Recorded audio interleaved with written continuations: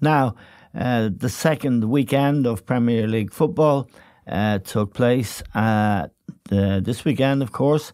Not every team has played 2 games. It's staggered, the start, but Liverpool, the champions, have certainly played 2 games, and they've been 2 interesting games last week at home to Leeds United. They got a fright and they were pretty poor defensively, but yesterday they went to Stamford Bridge to play Chelsea, and I thought they were very impressive. We're joined now to discuss the whole weekend's Premier League programme by John Giles. John, Chelsea, Liverpool yesterday.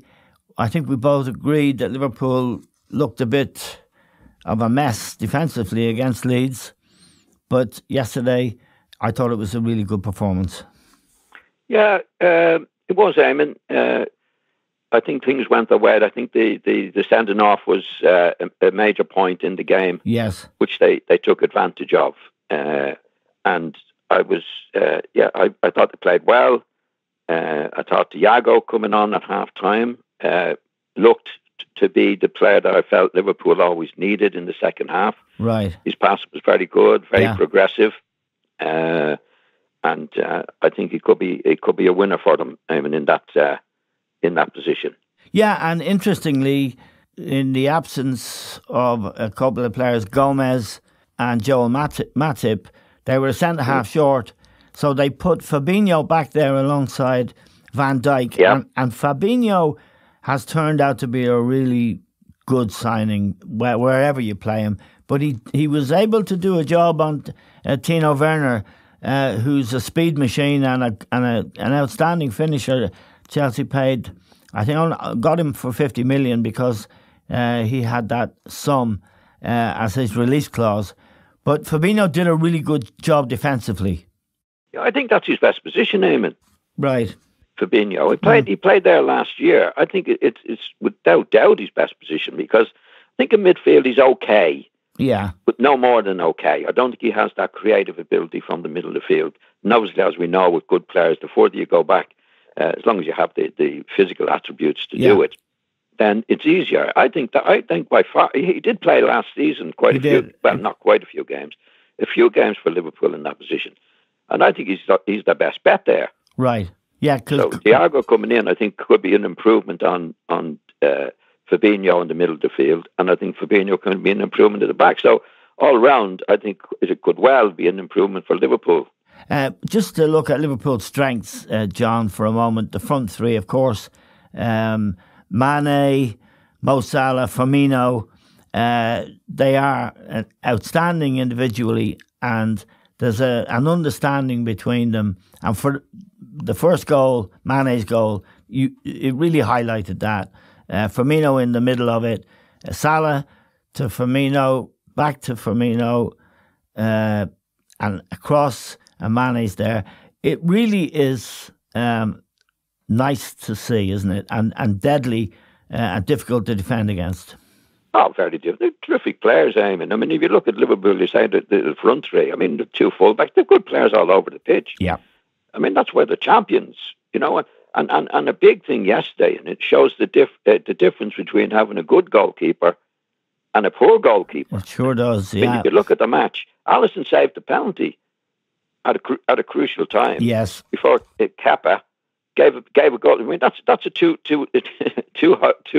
goal swing. Yeah.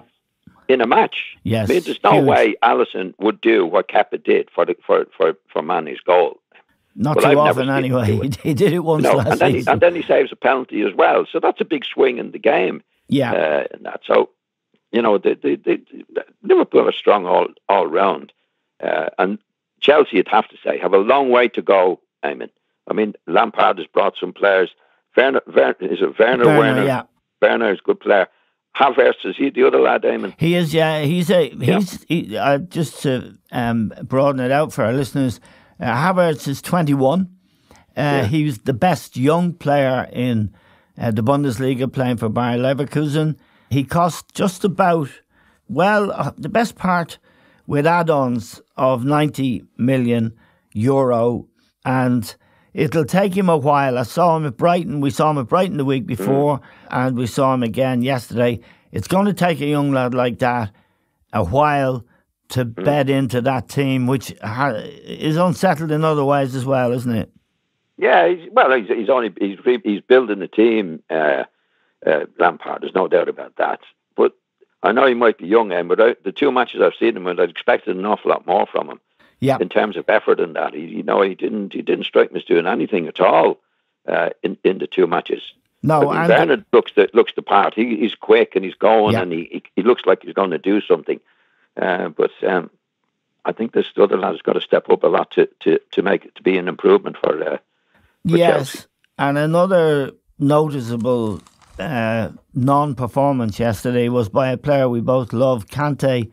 He didn't play well, John. Now he's in a difficult position because this kid Havertz has come on into the side. I think he's can play wide. He can play as a number 10, but he's also had Kovacic playing yesterday, and Jorginho and Kante, and somehow Kante was never really in the game. Doesn't seem to know where he's playing. He's in front of the ball an awful lot of the time. Yeah. I don't know if you picked up, but I know you think you admire him as much as I do. Yeah. I don't know where he's been asked to play, Eamon. Exactly. I think and that's a problem. I think it's not him. It's not. It's not the Kante that we've seen and admired for the last few years. Anyway, I don't know where he's expected to play or what he's doing, but it's not him. That's for sure. And I think Jorginho in the middle of the field is not a good player. I mean, he's not. Pass it backwards. He doesn't do the job. I mean, Kante, we know, and Kante is a proven player at Leicester, and particularly at Chelsea. And I don't know where he's expected to play. As you say, he's in front of the ball an awful lot. It's as if he's been told, "I don't want you going back too far." Yep, that was a huge part of his game, was winning the ball and getting it up and being able to get back and forward. So, I don't see that at all as far as Kante is concerned. Now the goalkeeper, John. Ariza Balaga, otherwise known as Kepa. He's a Spaniard from Atletico Bilbao. I think they bought him for 80 million euros. The reason he's in the team is apparently he's made so many mistakes since he's been there. He's never really had the presence to be a top goalkeeper, in my view, and I know you share that view. The reason they're playing him is they don't want to devalue him for a future transfer. So they have to keep playing him. No, I know. It's a bad situation. Now, Frank Lampard has made a very good start as a coach, I think, at Derby and last year at Chelsea.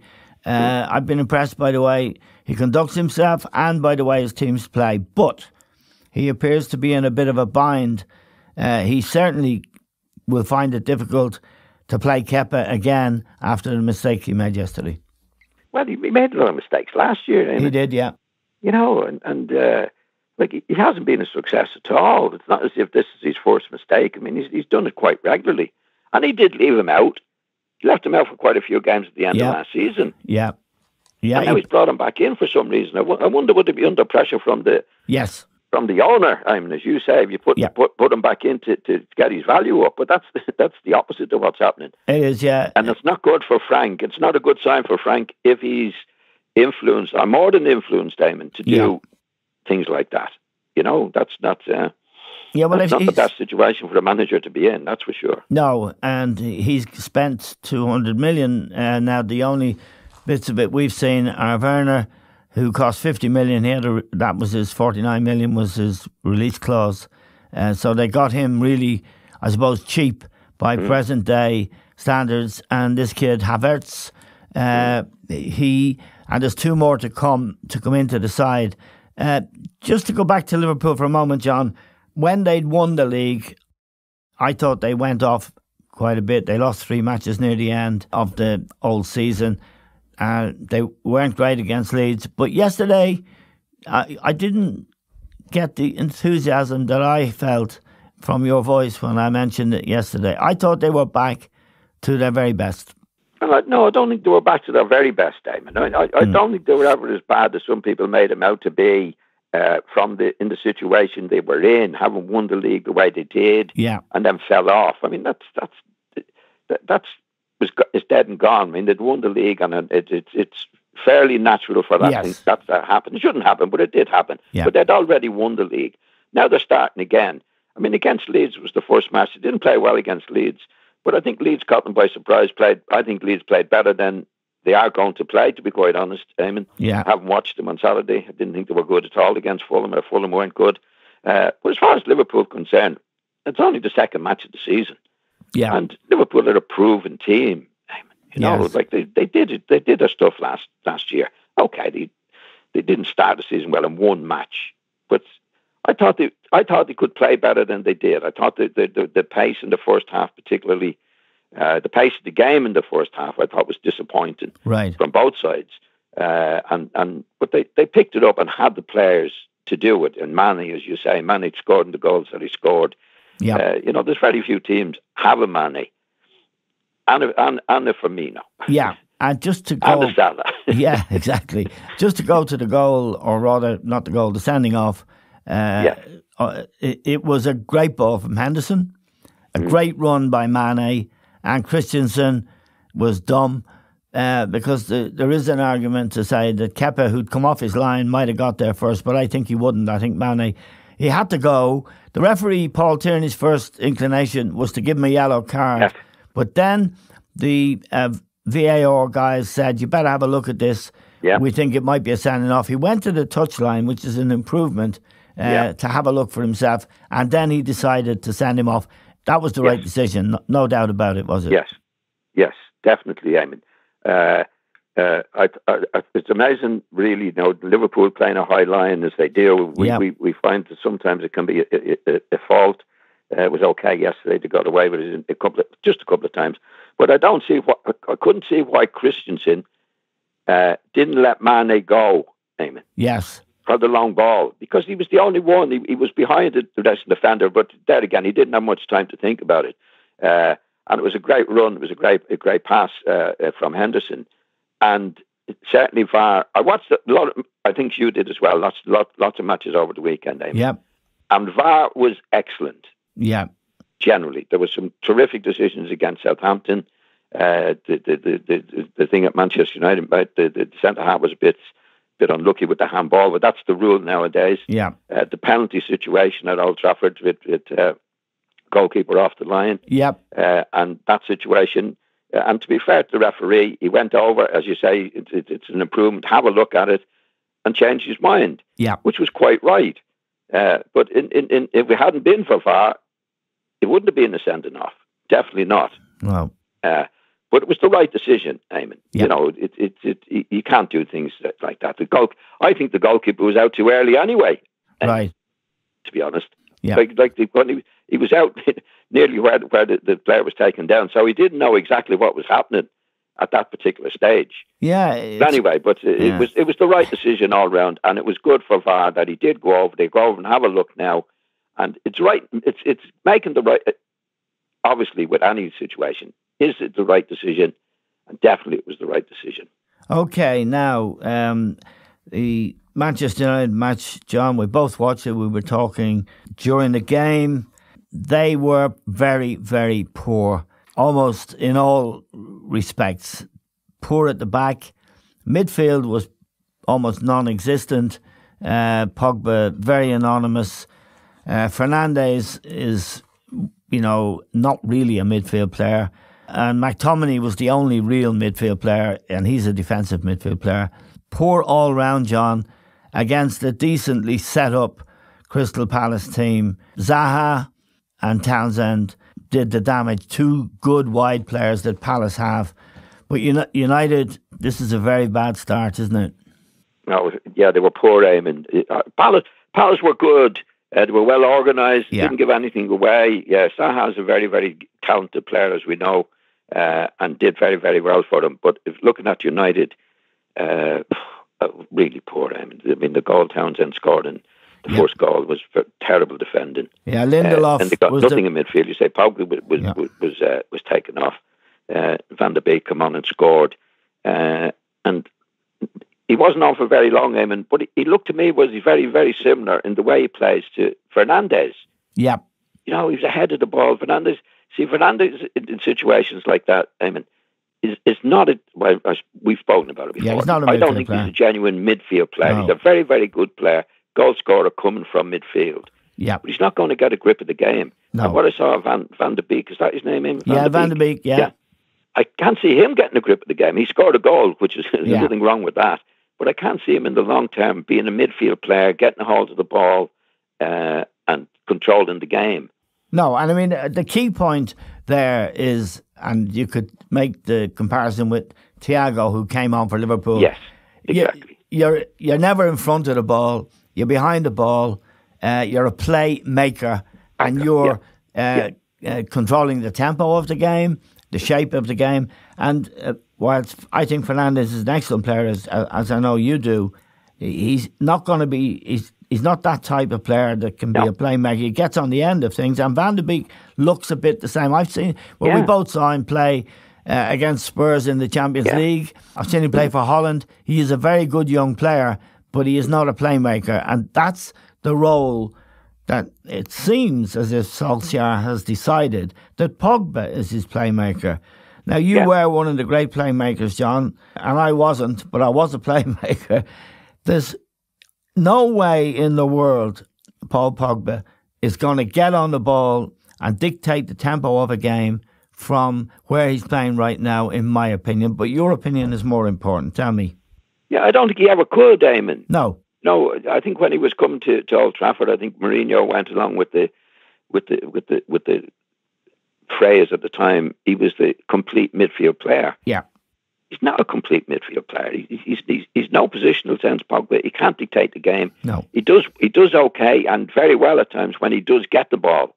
But the ball has to come to him rather than him making the ball come to him. That's what I mean. If you look at some of the great midfield players that we've seen. Yeah. I mean, what was the Italian lad that played in... Pirlo.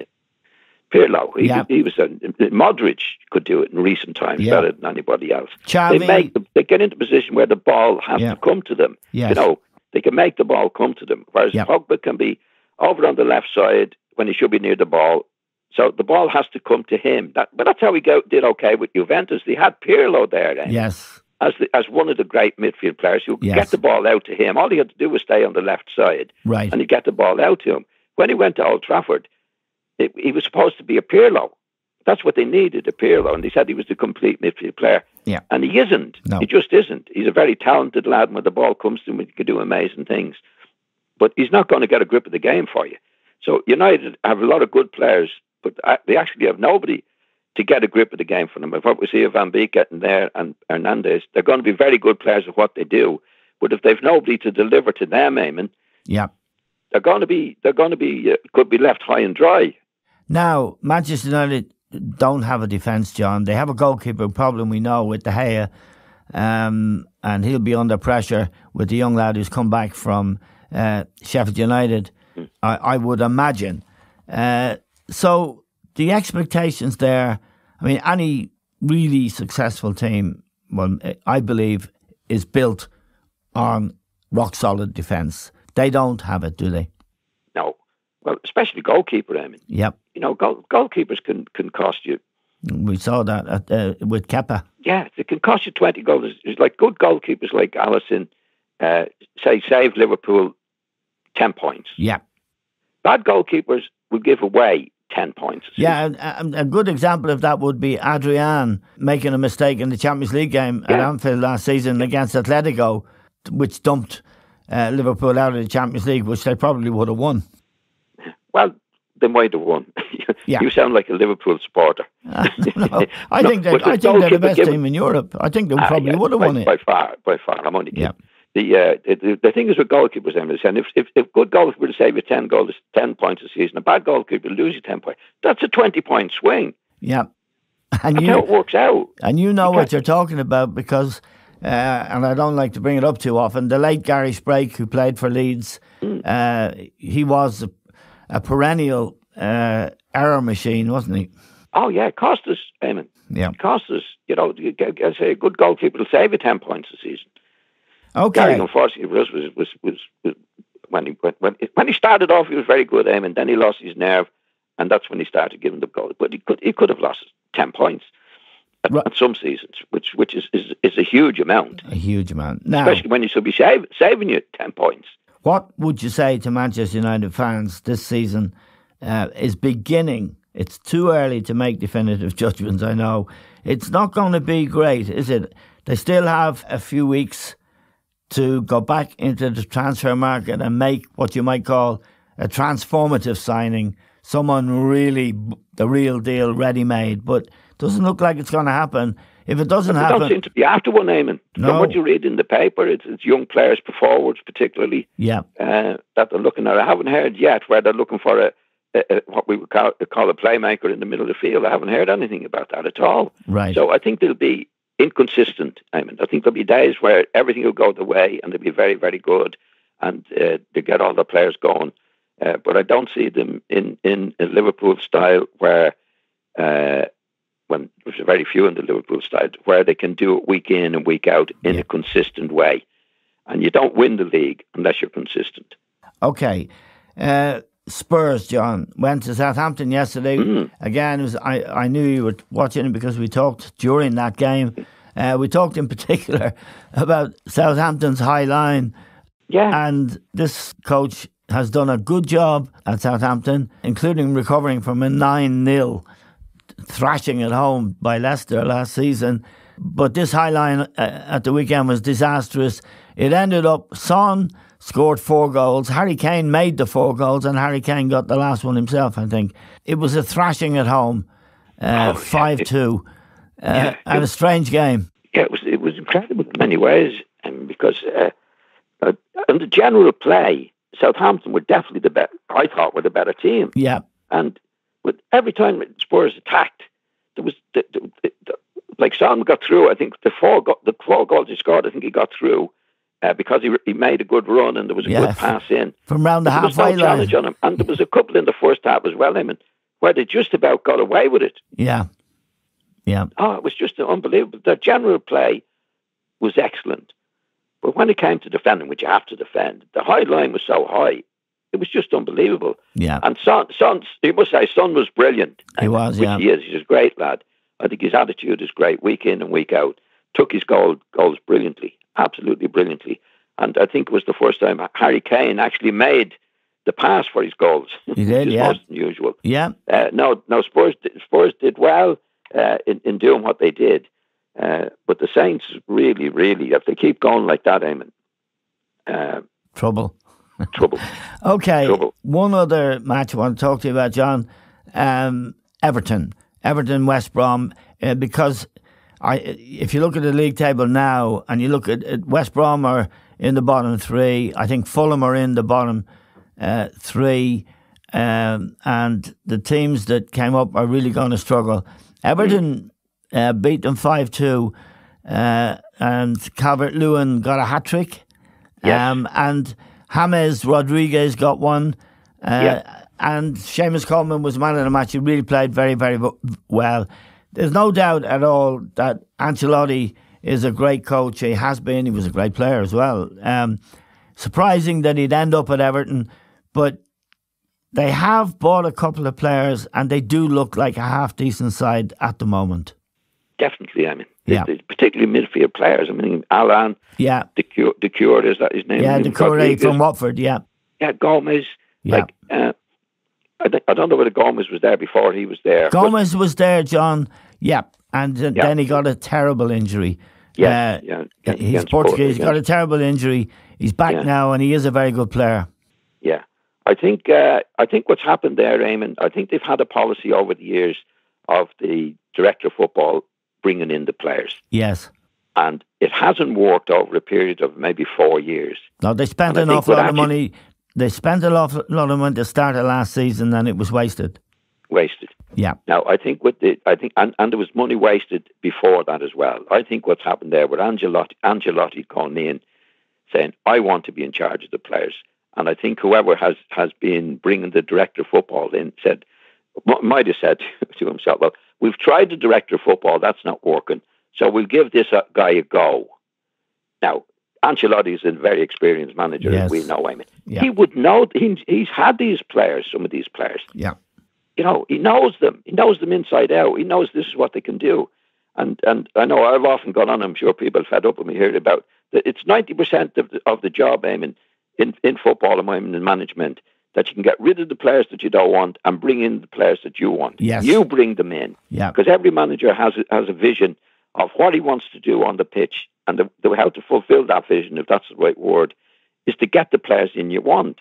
So if you've got a director of football bringing his players in, that's nothing to do with the vision that you have. Yeah. So I think Everton have tried the director of football. That hasn't worked over 4 or 5 years now. And I think with Ancelotti being an experienced guy, had a word with the owner or whoever was involved to say, listen, I want to bring the players in. Give me a go at bringing the players in. And that's what he's done, Eamon. It's obvious. I mean, the players that he's brought, I think 2 or 3 of them he's already managed. Yes. So he knows them well. He knows what they can do. And they definitely look as if they're going in the right direction now. And they were good again at the weekend, Everton. Okay, I haven't gone a goal down, I should say. But a final question about your old club Leeds, John. After the display at Liverpool, which was really excellent, certainly in an attacking sense, home to Fulham, I thought they'd be a good thing. They scraped over the line, another 4-3, so 14 goals in two matches they've been involved in. What's going on? Can they survive? I think that's what they'd be, Eamon. Luckily enough, the 7 goals at the weekend. Well, they were 4-1 up at one stage. Yeah. And I think that's the way they're going to be, Eamon. Totally inconsistent. I think he believes, right, we're going to attack. This is what we're going to do. I don't think he looks at the defensive situation hardly at all. I think this is what we're going to do. So they're going to be inconsistent. I mean, they were poor. They were really poor. Fulham were poor. Yeah. They look like 2 teams that could be in trouble. But I'd have more hope for Leeds, because I think they will have days, Eamon, where everything will go their way.